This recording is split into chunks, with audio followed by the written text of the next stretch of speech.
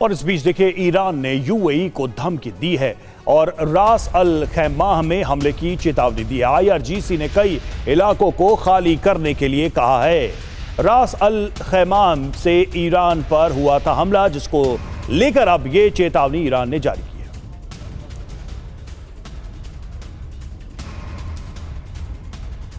देखिए खर्क पर जो हमला हुआ उसका बदला ईरान ले रहा है और टारगेट पर कौन है? यूएई। क्यों नाराज है ईरान यूएई से, यह भी देखिए। यूएई से ईरान पर हमले किए गए। आईआरजीसी ने यूएई को चेतावनी दी, यूएस सैन्य ठिकाने तबाह कर देंगे। पोर्ट डॉक में यूएस सैनिकों के छिपे होने की भी आशंका है आईआरजीसी को। कई बंदरगाह ईरान के टारगेट पर भी हैं। आबादी वाले इलाके में ये बंदरगाह हैं। लोगों से यहां से चले जाने की अपील भी की गई है ईरान की तरफ से। कहां कहां हमले का खतरा है वो भी देख लीजिए। दुबई के जेबल अली बंदरगाह, अबू धाबी के खलीफा और फुजैराह बंदरगाह पर अटैक का खतरा बना हुआ है, जो चेतावनी ईरान की तरफ से जारी की गई है। और अब आपको इजरायल के आखिरी गांव से TV9 की एक्सक्लूसिव रिपोर्ट दिखाते हैं और इजरायल के उस शख्स से की बात सुनवाते हैं जिसकी पत्नी और बेटी हिजबुल्लाह के हमलों में मर गई थी। एक तरफ इजरायली सिक्योरिटी फोर्स, दूसरी तरफ लेबनान की सिक्योरिटी फोर्स। उस जगह से रिपोर्ट करते हुए हम एक ऐसे जगह पर पहुंचे हैं जहां जिस व्यक्ति से हमारी मुलाकात हुई वो भारत को लेकर बहुत ही ज़्यादा प्रेम रखते हैं, स्नेह रखते हैं और उन्होंने अब मुझे अपने घर पर भी आमंत्रित किया, तो आइए उससे मिलते हैं। हालांकि इस पूरे इलाके को देखिए, बहुत ही खूबसूरत सा जगह है और इसमें रहते हैं। Hi sir, this is Manish, I am from India. Hello, my name is Tuvia, I live here on kibbutz Hanita kibbutz, which is 50-60 meters from the border. And all the years in the establishment of this kibbutz in 1936, this place knew all the time shelling, bombing, and terrorists coming.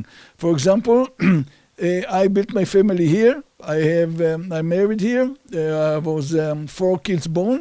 And in 2002, when my wife was driving with one of my daughters, night before, 2 terrorists of Hezbollah came from Lebanon.